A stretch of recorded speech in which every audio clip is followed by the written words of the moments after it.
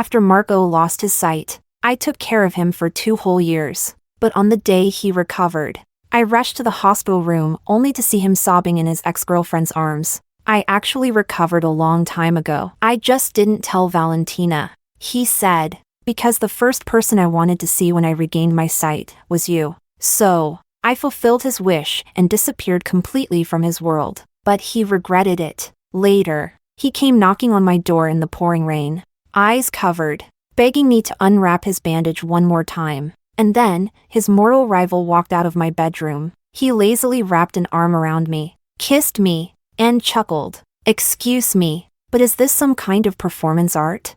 Chapter 1. Marco had been blind for 2 years. On the day he recovered, I cleared my entire schedule just to be there for the moment he regained his sight. But before I could even push open the door to his hospital room, I saw something blinding through the crack. The gauze had already been unwrapped and tossed carelessly on the bed. Marco, eyes bloodshot, was tightly holding another woman in his arms. Sandra Wren, his ex-girlfriend. He clutched her like something he'd lost and finally found again. I could have taken the bandages off long ago, he said. I just didn't tell Valentina, because the first person I wanted to see when I regained my vision was you. The woman in his arms covered her mouth, crying like a fragile beauty in a tragic romance. Marco, I've missed you so much these past 2 years. But when I heard you had a new girlfriend, I didn't dare come near. I don't ask for your forgiveness. I just want you to be safe. Marco's voice trembled. Sandra, I never blamed you. Through the glass window and the doorframe, I could clearly see the shimmer of tears in both of their eyes, even though I was the one who was supposed to be Marco's girlfriend now. But just looking at them, I could feel the love between them. What a joke. What a farce. Whenever Marco blinked a little too much, I'd panic, worried if he was uncomfortable. But now, right after surgery, the moment his eyes saw the light again, he wept for someone else. Chapter 2. In the end, I still opened the hospital room door. The two of them sprang apart like they'd been shocked, and both instinctively wiped their tears. The room fell dead silent. Sandra spoke first. I heard Marco had surgery, so I just came to check on him. I let out a cold laugh. Miss Wren, you must be very busy. It's been over 2 years since his accident left him blind, and you only found time today to visit?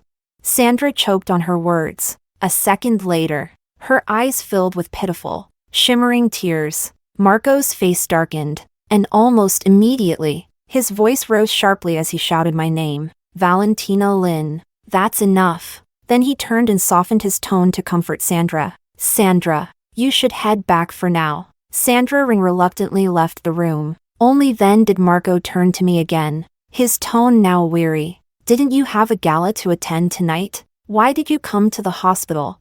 Yeah, that gala meant everything to me. My agent had planned to introduce me to a legendary figure in the music world, top-tier resources. Did he really not know why I came? I didn't answer his question. Instead, I asked, Marco, do you even remember who your girlfriend is? He froze, then quickly came back to his senses, his brows furrowed. Sandra just came to visit. That's all. My eyes just started to recover. Valentina, do you really have to nitpick at me now? The irritation in his voice chilled me. Fine. I won't nitpick. Take care. A flicker of confusion crossed Marco's eyes. Valentina, what do you mean by that? There was a warning in his tone. I didn't say anything. I just tossed the carefully selected bouquet of lilies into the trash can. Chapter 3. Even after I got home, my chest still ached with dull pain. Marco and I met at a music festival. As partners, I sang and played the piano, and he was my dedicated lyricist and composer. It took us 10 whole years to rise from obscurity to brilliance. Back when we were broke, we shared a basement apartment, split a single bowl of instant noodles, got by singing at bars. The day one of our songs finally went viral, Marco hugged me, voice choked with emotion. Valentina, this is just the beginning for us. I nodded fiercely, tears in my eyes too. From then on, we poured our souls into creating music, and eventually, we made it. From short videos to TV soundtracks to big national galas, our songs were everywhere. I became the new pop diva, and Marco's talent was finally recognized. Fans began to call him God by. One night,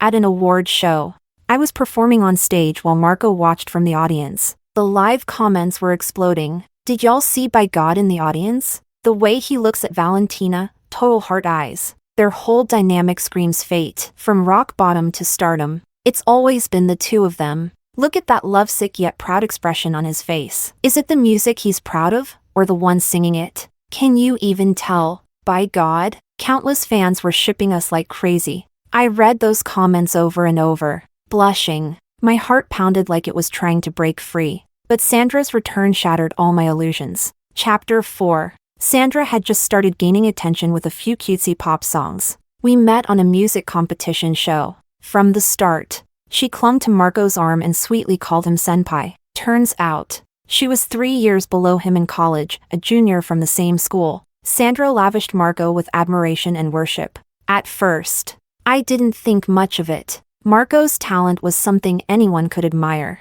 But soon, I realized something was off. He started spacing out when writing songs, even smiling like an idiot from time to time. Until one day, he told me, "Valentina, I'm with Sandra Rin now. You'll give us your blessing, won't you?"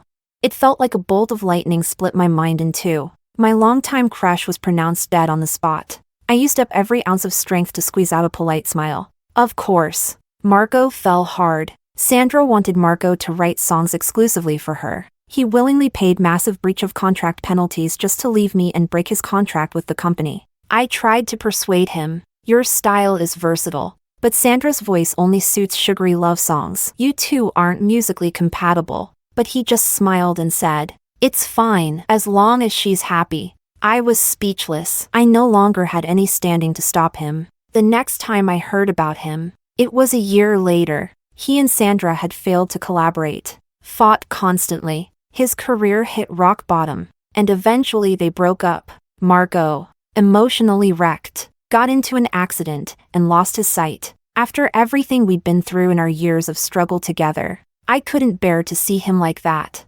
So, I brought him home. Chapter 5. After going blind, Marco fell into a spiral of despair and self-loathing. He would smash anything within reach, and he'd lash out at me, the one caring for him. "Valentina Lynn, are you just here to laugh at me? I can't write songs anymore. Why are you sticking around a useless man like me? Don't tell me, you actually like me?"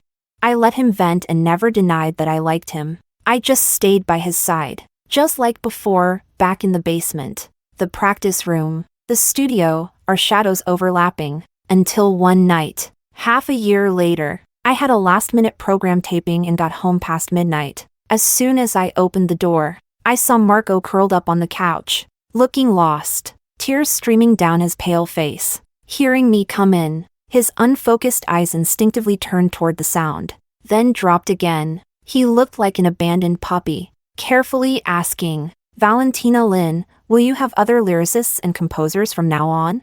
I froze. My agent had introduced several potential new collaborators, but I'd turned them all down. I gently reached for his hand and whispered, "No, Marco, it'll always be you." Suddenly, he hugged me tightly, his voice trembling, almost begging, "Valentina, don't leave me. Let's always stay together, okay?"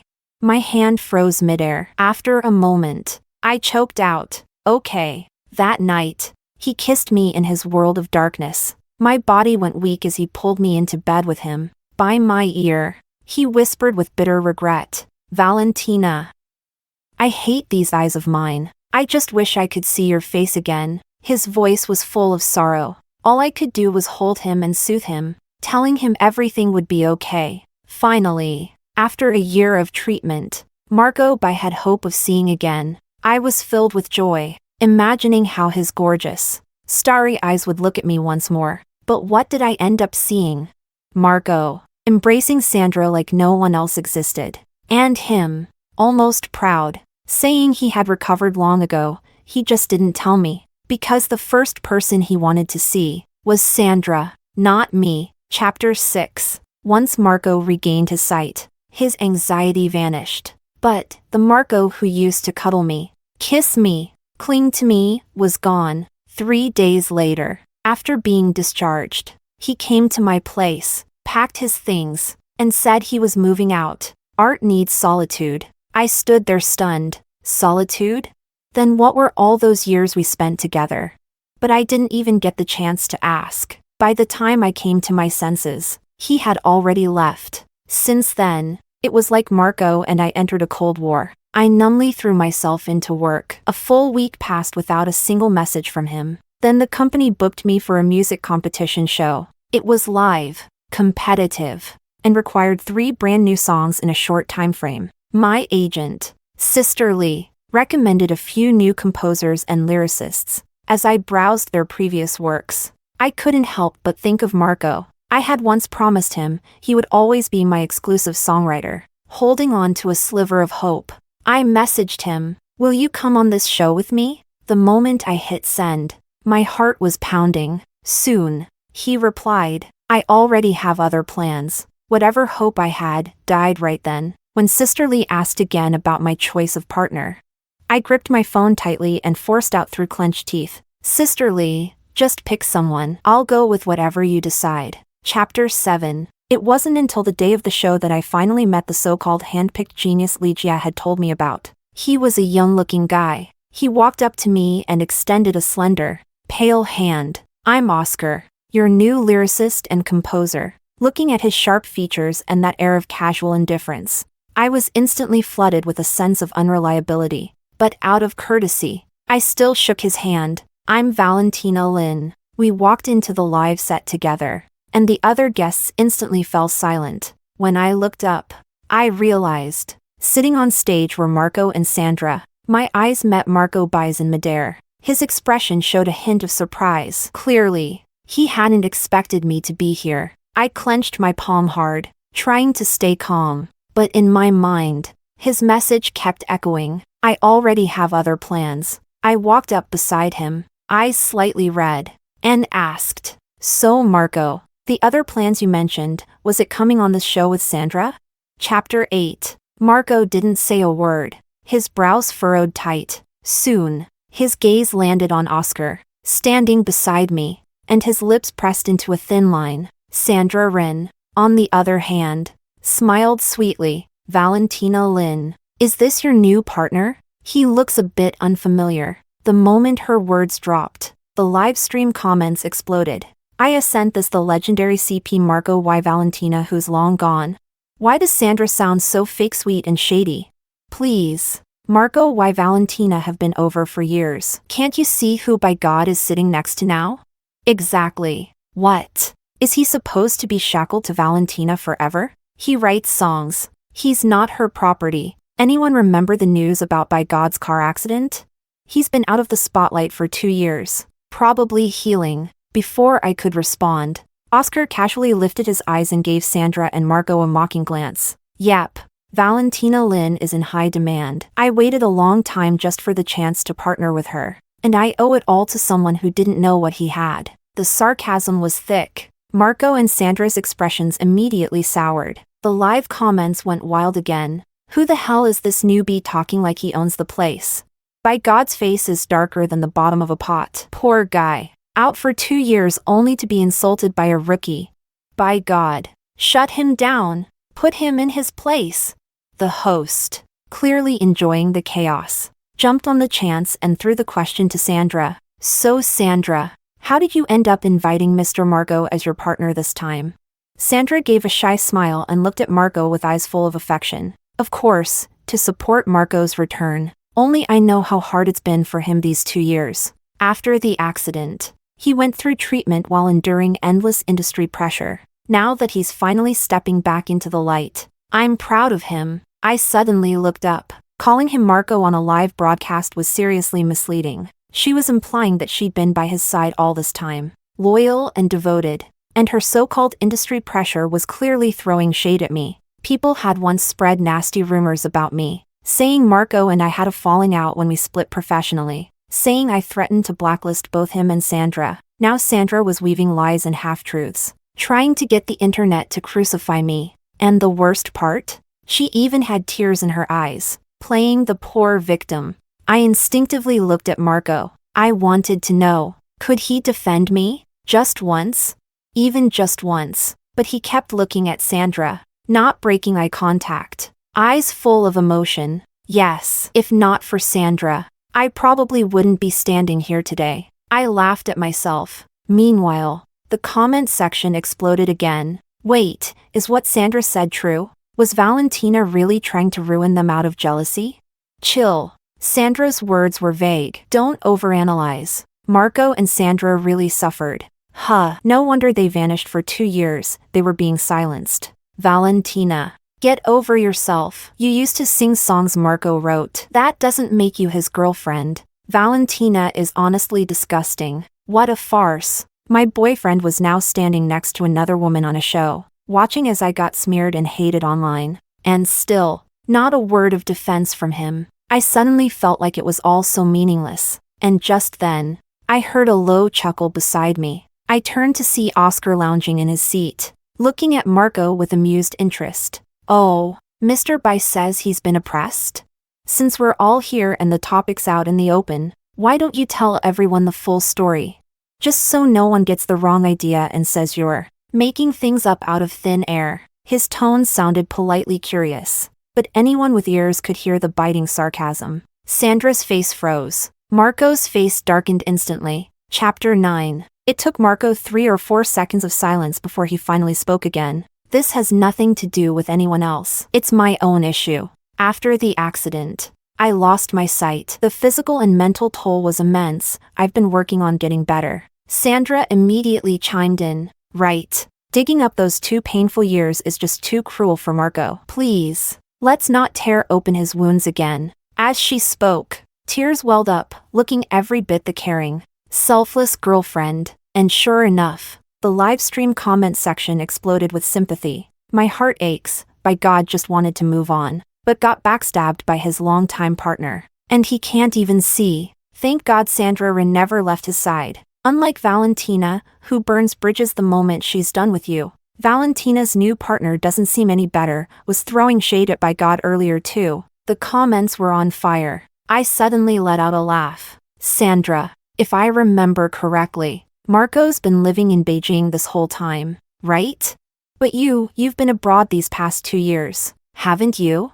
I recall seeing your posts, watching fashion shows in Vienna, traveling the world, concert hopping, posting vlogs. Sandra's face went pale on the spot. Back when she was with Marco, she loved making vague, suggestive comments to steer public opinion, and I took the fall for it more than once. Every time I tried to call her out, Marco would defend her and ask me to let it go. Eventually, Sandra really believed that I'd endure anything for Marco's sake. What she didn't expect was, even Marco's face wasn't worth that much to me anymore. I gave her a sidelong glance and continued. Too bad.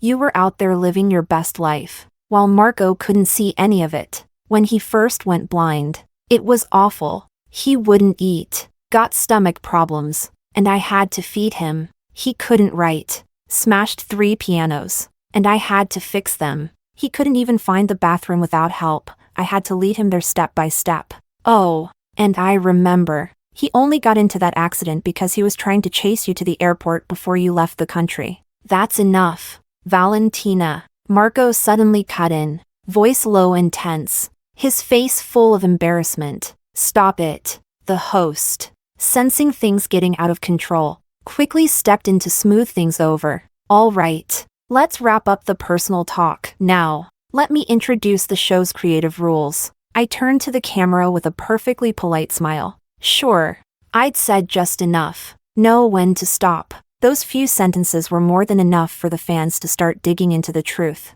Since they love putting on a show so much, I might as well help them make it go viral. Chapter 10. Because the show was live-streamed, even before recording finished, multiple topics had already blown up on social media. The top trending ones were #Marco and Valentina be #Valentina one-sided love #Marco blind. Some fans spoke up for me. So it was Valentina who took care of By God all this time? Turns out Marco's car accident happened because Sandra was leaving the country. Sandra's so fake, trying to twist the narrative and throw dirt on Valentina. This is just embarrassing. Of course, there were also diehard Sandra stans, Can Valentina's dog stop barking? Just look at by God's attitude, Sandra is the real one he loves. Exactly. He came specifically to team up with Sandra. Valentina's just bitter and desperate to follow them here, without by God writing for her. Valentina's totally mid. Has she even dropped a single in 2 years? Since we were allowed to use our phones during breaks.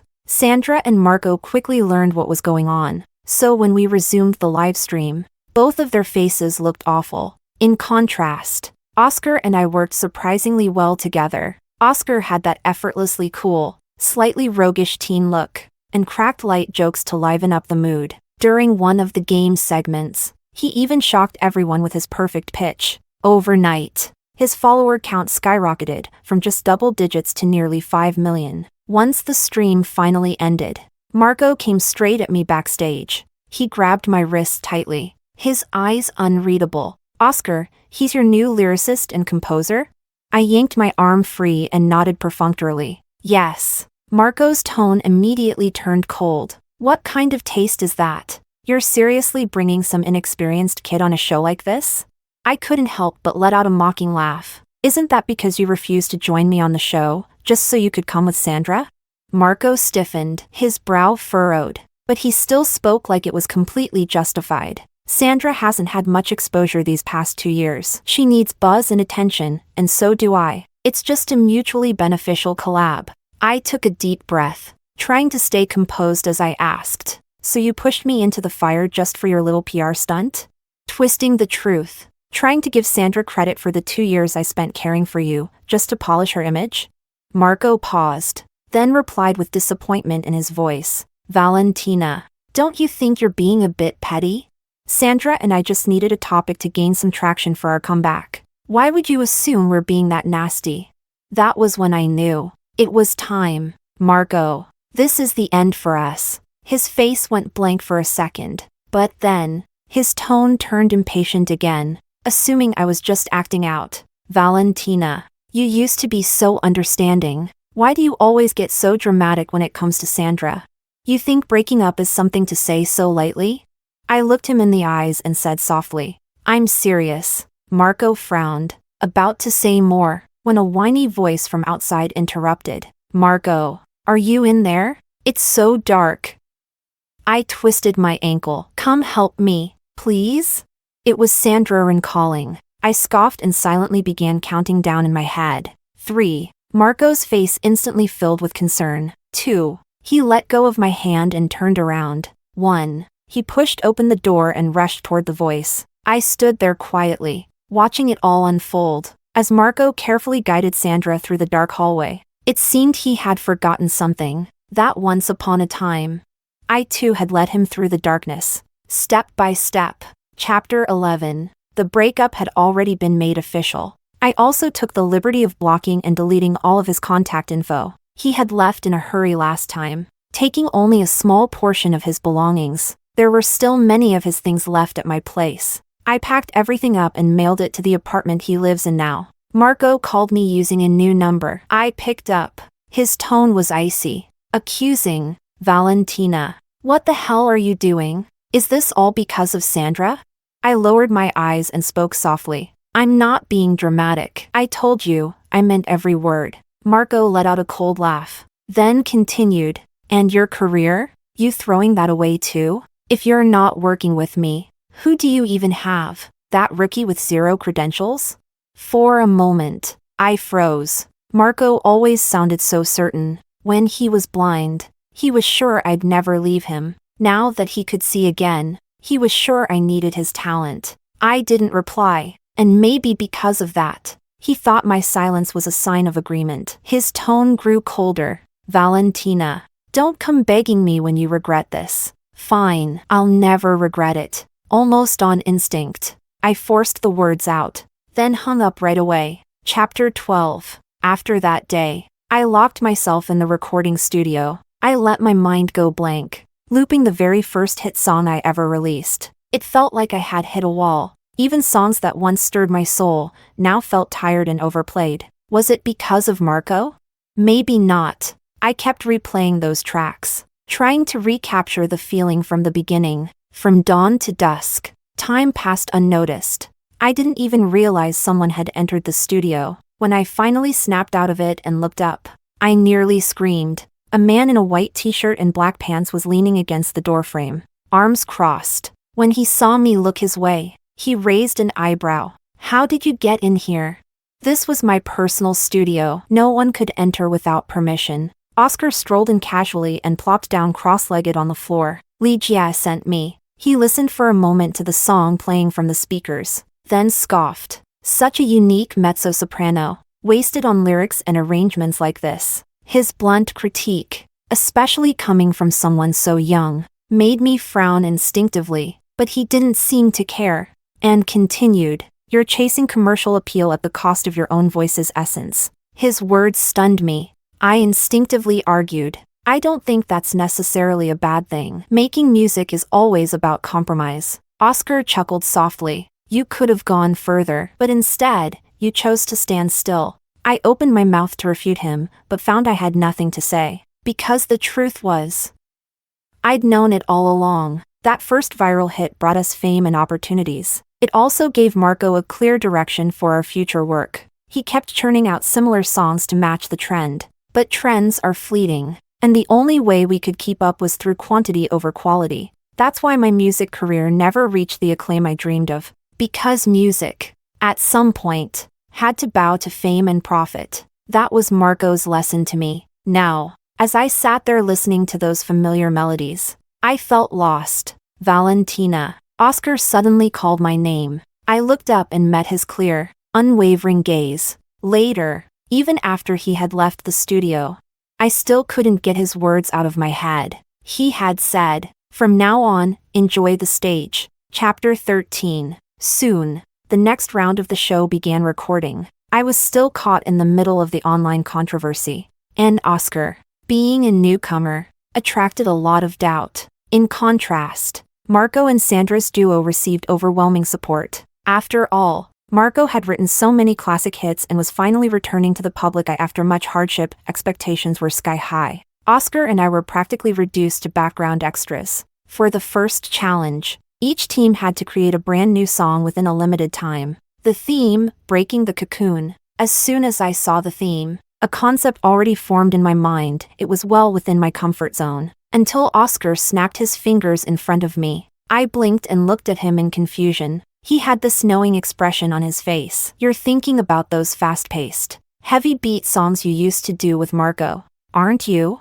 I was stunned. He smiled. "A lot of your old songs were like that. But don't you think they went viral on short video platforms because of a trend, more like a fleeting illusion than true impact?" I stammered.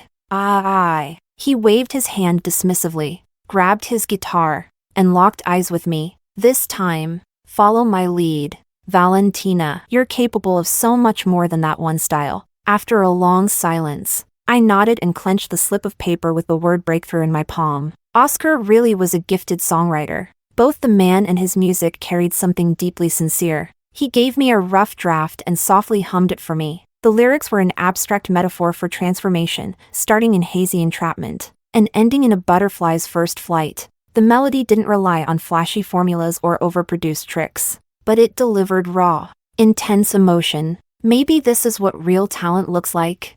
I teased with a smile. Oscar shook his head and pointed to the sheet music on the table. "I just think, if I don't write something worthy, it's a waste of your voice." Chapter 14. While our side was heating up, things next door weren't going so well. 2 years apart hadn't changed much. Marco still stuck to his rigid songwriting patterns. Sandra could still only handle sugary little love songs. Neither of them was willing to compromise, which meant the song style couldn't be finalized. By the day of the live performance, I finally understood what utter mismatch looked like after hearing Sandra's song. Marco clearly wanted this track to mark his big comeback, so he wrote it with a grand theme, "Breaking the Cocoon," his go-to inspirational style, full of soaring highs and lows. If I had sung it, it would have been safe, but for Sandra Wren, it was incredibly risky. Her voice simply couldn't carry something that demanding. Neither of them could agree, so they had to settle somewhere in between. The final result?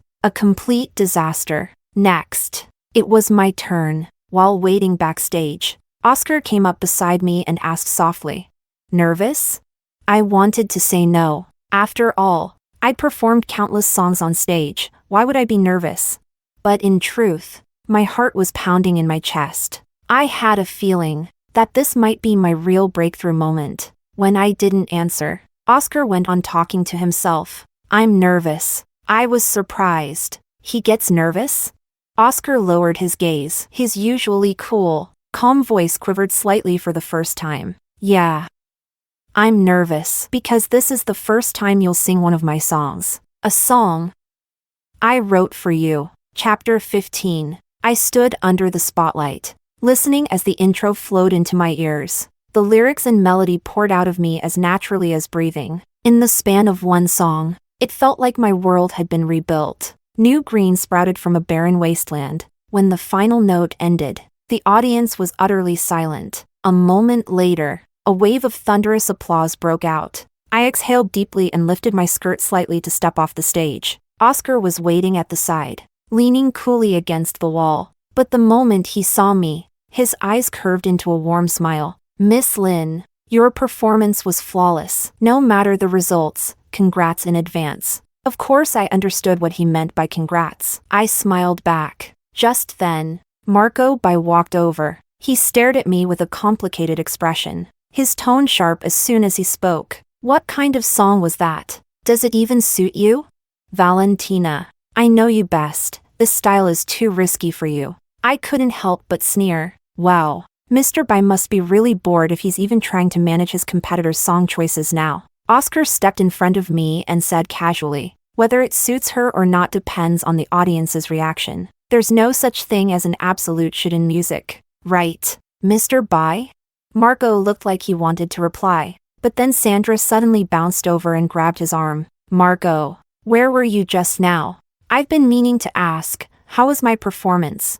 She blinked those big round eyes, looking sweet and innocent. Honestly, even I couldn't bring myself to say. It was awful. The atmosphere froze awkwardly. Of course, Oscar just had to chime in. It was great. Definitely a lot of room for improvement. Sandra's face instantly turned stiff. I couldn't hold it anymore and burst out laughing. Thankfully, there were no cameras around. Otherwise, I'd be publicly roasted again. Just in case, I quickly dragged Oscar, this little instigator, toward the lounge. His face looked even more innocent than Sandra's. Did I say something wrong? I gave him a knock on the head. No, you're perfect. Later, the competition results were revealed. I placed second. The first spot went to a veteran artist. I had no complaints. As for Sandra's song, dead last, at risk of elimination. When they left the stage, Marco looked nothing like the man who once scolded me so confidently. His frown was so deep, he could have cracked a walnut with his eyebrows. Oscar, fresh off stage and clearly enjoying the drama, called out to his back. So, Mr. By, do you still think that song didn't suit Miss Lynn? What a menace. I stood off to the side, torn between laughter and exasperation. Chapter 16. After the show, I went to watch the live stream replay. I had already mentally prepared myself for a storm of criticism. After all, rankings don't tell the whole story. The rumors were still out there, one performance couldn't change everything. But the tone of the comments was completely different from what I expected. What's going on? Did Valentina change her style?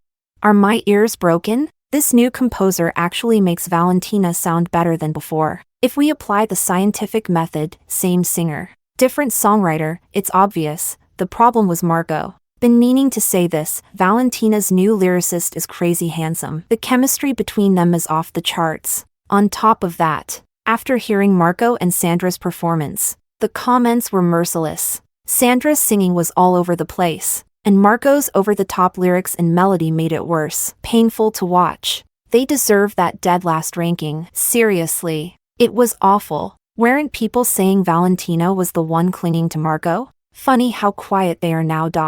Both the comment section and the forums were buzzing with debate. But thankfully, in this industry, everything boils down to the music. I put down my phone and headed to Sister Lee's office. As I approached, I heard voices through the slightly open door. Are you serious? Coming back early just to be Valentina's full-time composer?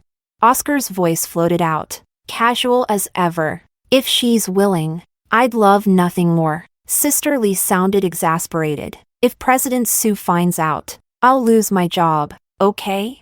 I froze outside the door. The President Sue she mentioned could only mean our company's CEO. So, Oscar was that Sue's little brother, the one who had been studying abroad all these years. No wonder he didn't bother with the usual pleasantries on set. No wonder he couldn't care less about industry politics or fake smiles. If I had that kind of background, I wouldn't put up with this crap either. I was still standing there, stunned, when the door suddenly opened. Oscar and I locked eyes, both of us instantly blushing. He stammered, Valentina. I can explain. Chapter 17. Oscar and I sat on the studio couch. He lowered his head, quietly confessing, "Do you remember, 4 years ago, you ran into me in a practice room? Actually, never mind, you probably don't. I was wearing a mask. You never saw my face." There was a hint of disappointment in his eyes, but as he spoke, fragments of memory began to surface. That was when Marco and I had just started gaining recognition in the industry. One day, I brought a new sheet of music to a practice room, only to find a stranger already inside. He wore all black, a cap and a mask, covering himself completely, with a guitar in hand. He sat there strumming and singing softly to himself. I stood at the door, listening for a long time. Eventually, I couldn't help clapping, genuinely impressed. "Did you write that? The melody is beautiful, just as good as my partner's." He looked up and met my gaze for a few seconds but said nothing, just picked up his guitar and left. What I didn't know was, right after that, he went to a company executive and asked about me, my top agent, Sister Lee. At this point, I had to interrupt him. "You mean I encouraged you back then?"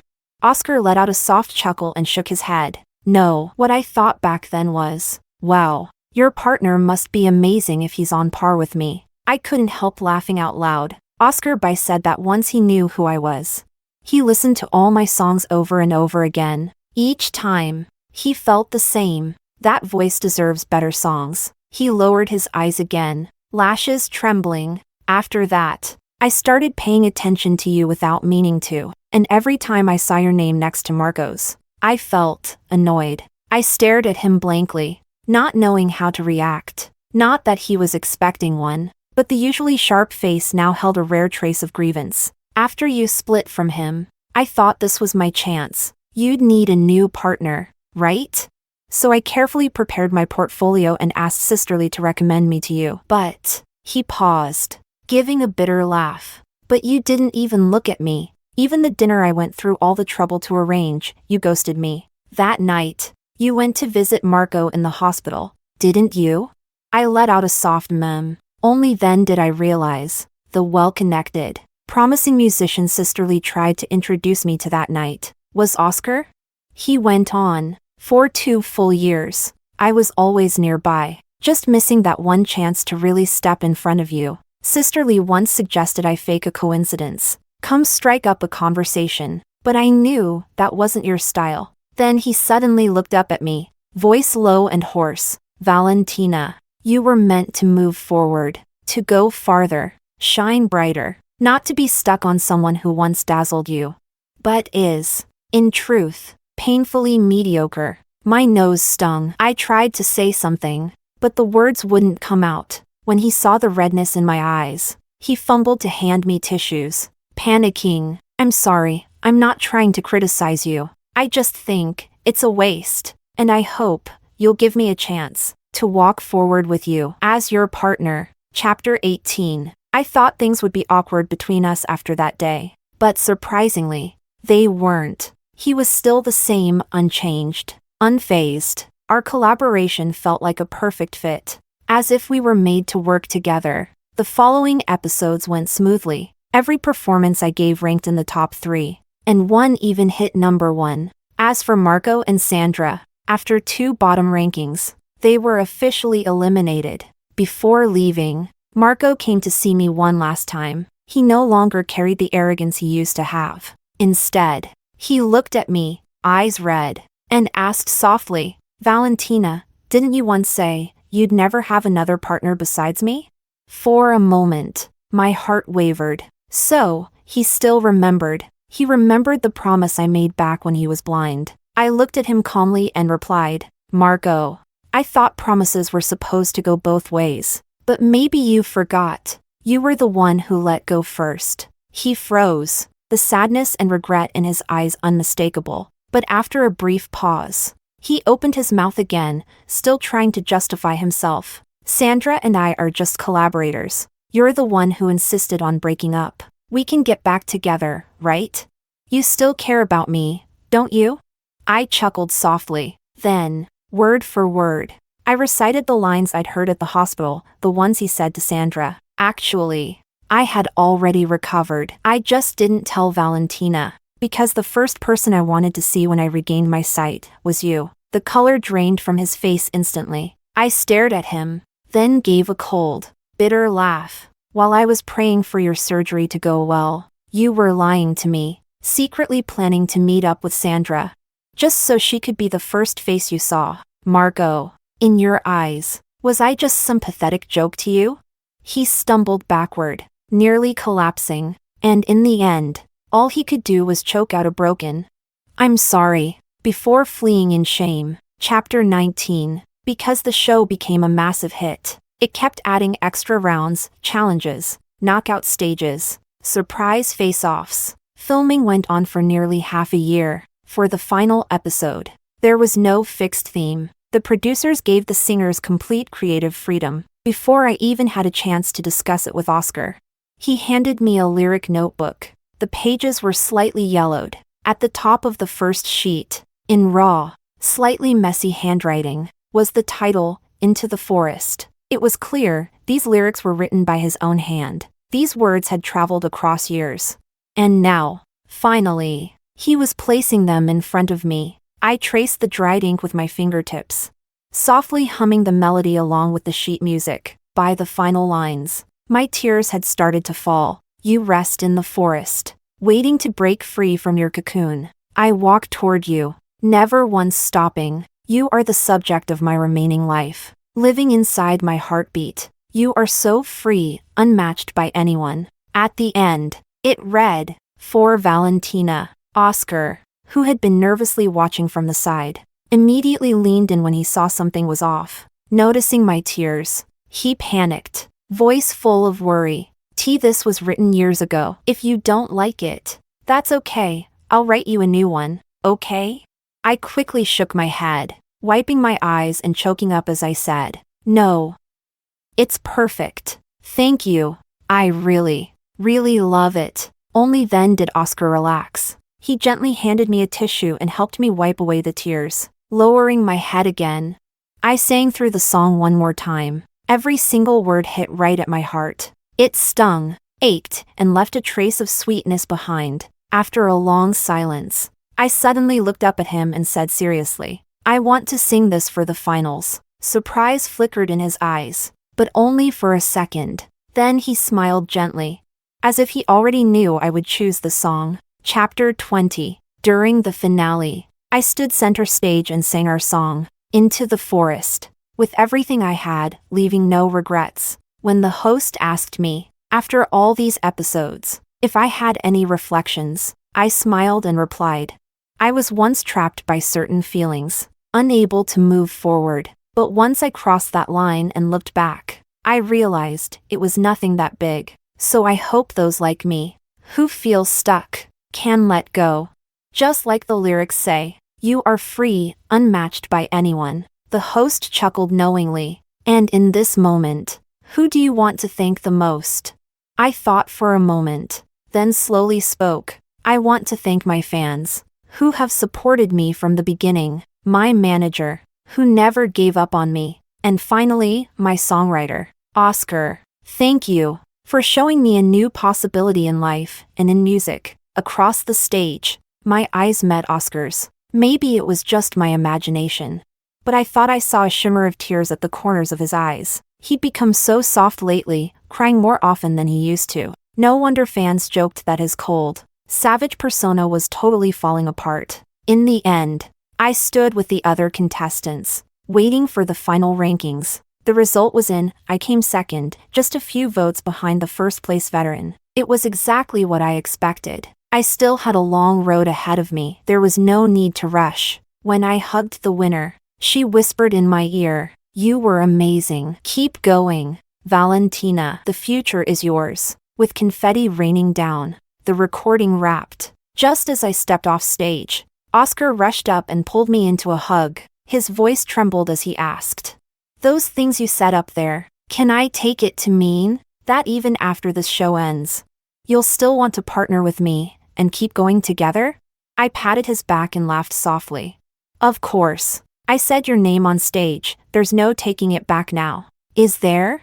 Oscar blinked, stunned for a moment, then asked, almost shyly, "Then, if I pack myself into the deal, would you be willing to sign for that too?" His eyes were filled with my reflection, nervous, hopeful, unguarded. I couldn't help but laugh. Well, I wouldn't say no. Without realizing it, Oscar had been by my side every single day for half a year. So many moments that touched my soul. How could I not be moved? One Marco isn't enough to make me give up on love forever. Life is about moving forward.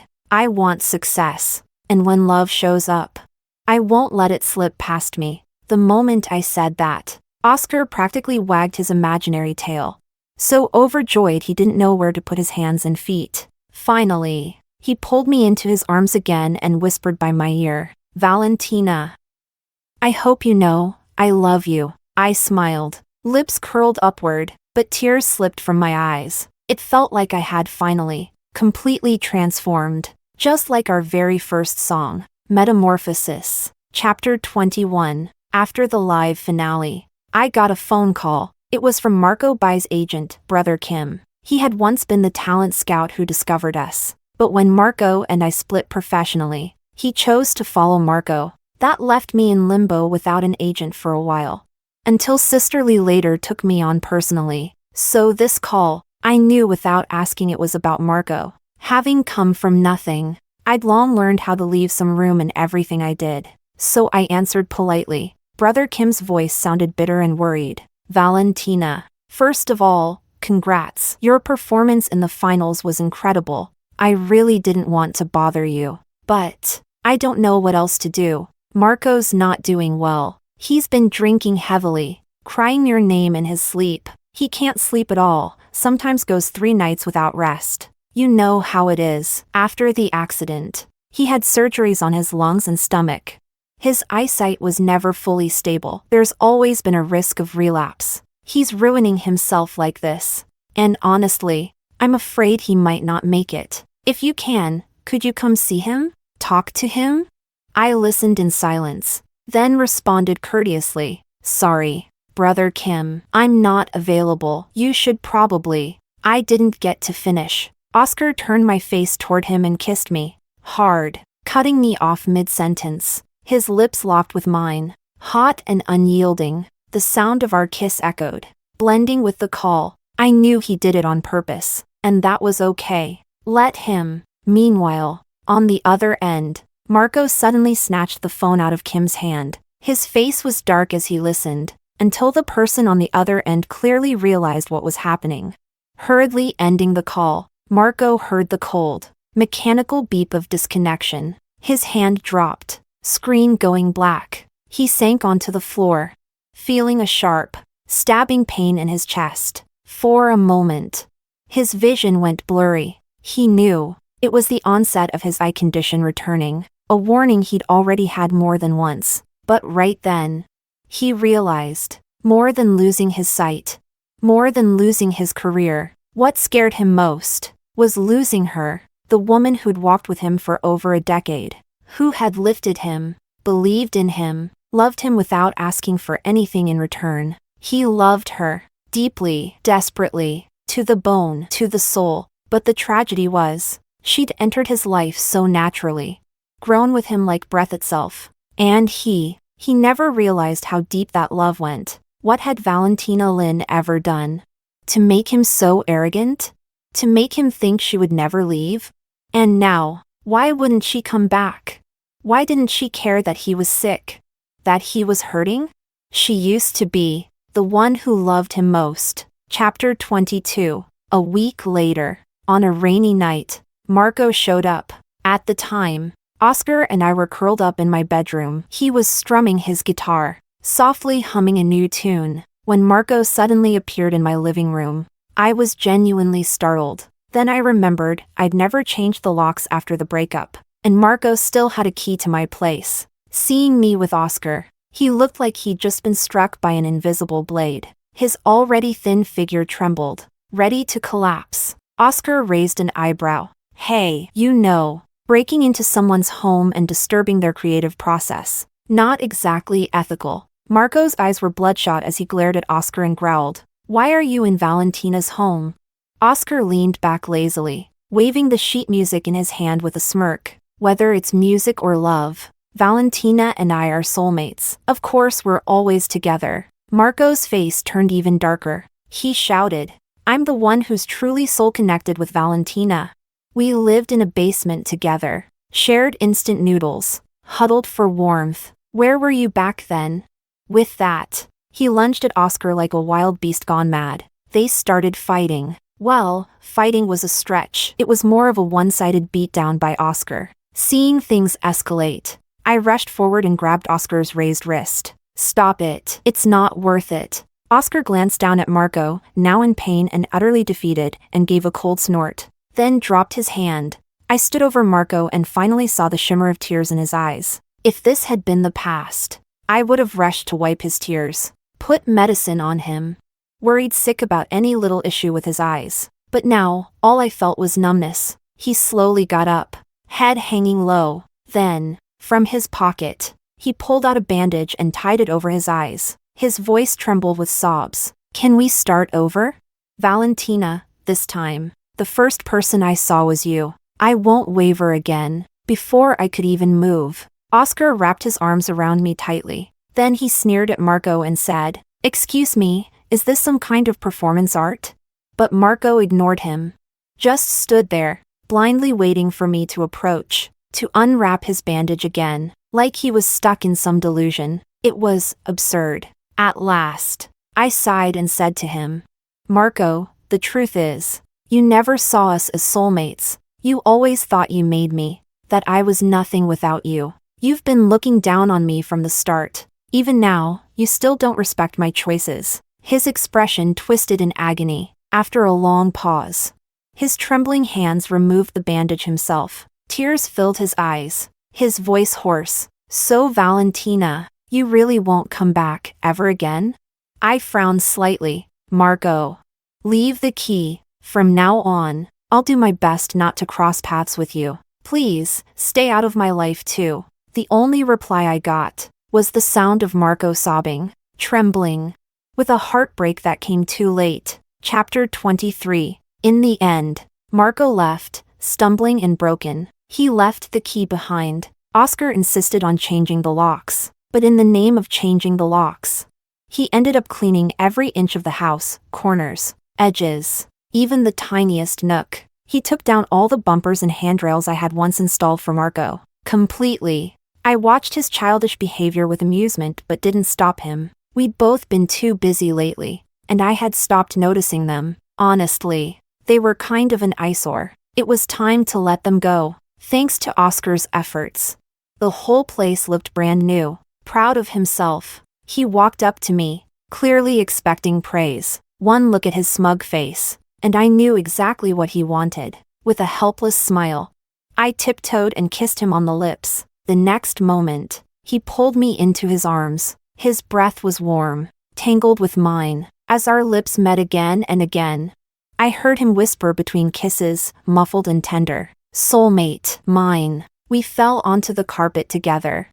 Scattered around us, our music sheets and handwritten lyrics. Chapter 24. For a long time after that, I heard nothing about Sandra or Marco. But that's how this industry works. Once you lose your resources, it's hard to resurface. Then, months later, the hashtag Sandra Exposed suddenly blew up on social media. I clicked on it, only to find it was revealed by one of Sandra's own obsessed fans. The fan had unstanned her and was now lashing back, dropping receipts left and right. Turns out Sandra had been having an inappropriate relationship with a powerful investor as far back as 2 years ago. When his wife found out, Sandra was nearly blacklisted by her agency. Worse, the fan also leaked an old recording. It was from the day I broke up with Marco, caught in a backstage makeup room. In it, Marco clearly admitted that his relationship with Sandra was for publicity, that even our breakup, and the 2 years I spent caring for him,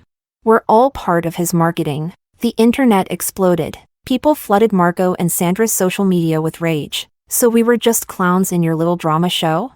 Poor little couple. Please, more like side chick and cheating scumbag. Valentina is the real victim here. She got used, then slandered, and still cared for him for 2 years. Go stream into the forest, right now. Give our queen her flowers.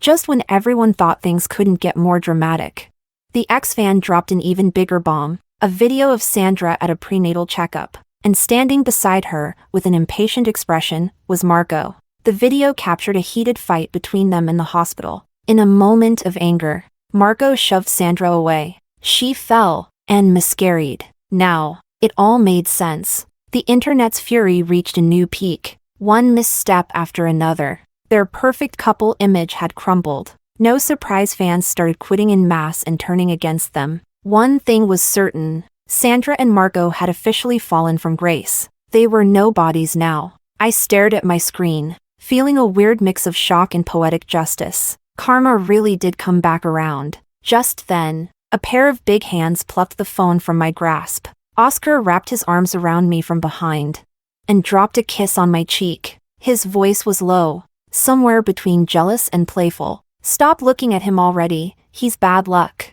Chapter 25. Later, I was invited to attend an award ceremony, and I won the prize I had always dreamed of. That night, after the event, Oscar proposed to me. He sang and played that same song I once overheard in the practice room, years ago. Then, he got down on one knee, holding up a ring, his voice both reverent and trembling. We met because of this song, and I hope it can witness us stepping into something even more meaningful. Valentina, will you marry me? Tears welled in my eyes as I nodded. The very next day, we were trending across the internet. Blessings flooded in from all over. At the same time, I received an anonymous gift. It was a CD, a compilation of my early songs with Marco.